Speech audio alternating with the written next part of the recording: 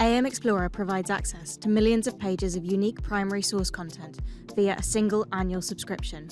With so many collections available, most subjects and disciplines will find relevant material in this broad and diverse range of primary source content. With your AM Explorer subscription, you have access to our federated search platform. The AM Explorer platform offers the ability to run a basic search across all of the collections within your subscription. When you run a search, you will see a list of documents that contain your search terms in their metadata, or in the case of printed material, your search term has been found in their full text. On the right, you'll see a list of the individual collections. The number in brackets here tells you how many documents within this specific collection contain your search term. As well as the list view, there is also a frequency tab that allows you to see the chronology of your search results. The documents are ordered according to relevance, but you can click a column heading to reorder them by title, date, or collection. The collection list on the right can also be used to filter the documents. The AM Explorer Federated Search supports Boolean operators, phrase searching, and wildcard searches.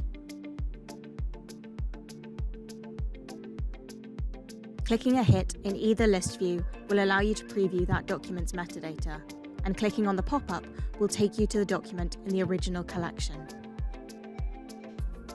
Full text hits will be listed in the snippets here, and you can expand the metadata to see more information.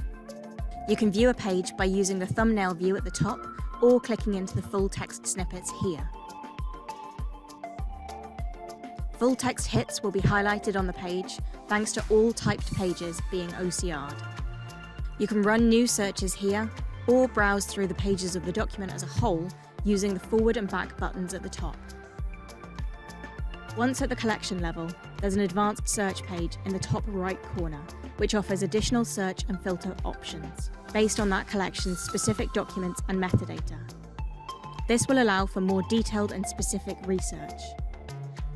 You can find out more information about the individual collections in the introduction section of each collection. If you want to know more about AM Explorer, why not head over to the AM website, www.amdigital.co.uk.